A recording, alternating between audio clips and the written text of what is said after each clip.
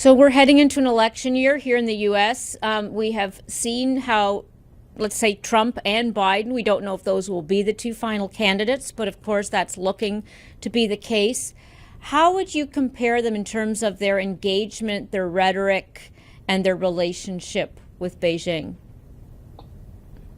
Well, President Biden, if he's the nominee, I think he's going to try to just maintain sort of quiet with regard to China between now and November, so that he doesn't have to talk about the issue. I think that he'd prefer not to discuss it, except to say that he's quote unquote stabilized relations.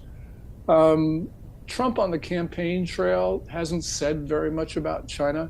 And I think that he, again, doesn't want to really talk about the issue.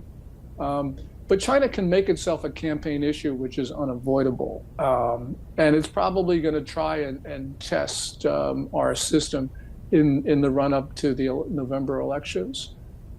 Test China, through cyber attacks? What do you mean test? First of all, they're going to get very involved in trying to influence outcomes of not only the presidential but other races, like they did in 2020, where they put the thumb on the scale in both the primaries and in the general election.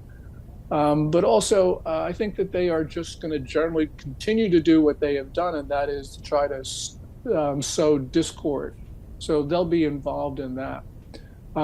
Also, just in general, going to the other things, that China is just in a point where I don't think it can maintain good relations with the U.S. for a number of reasons, which means that, it's not going to be able to help itself between now and November, which means that it will become an issue that Biden and Trump, if they're the nominees, will have to deal with.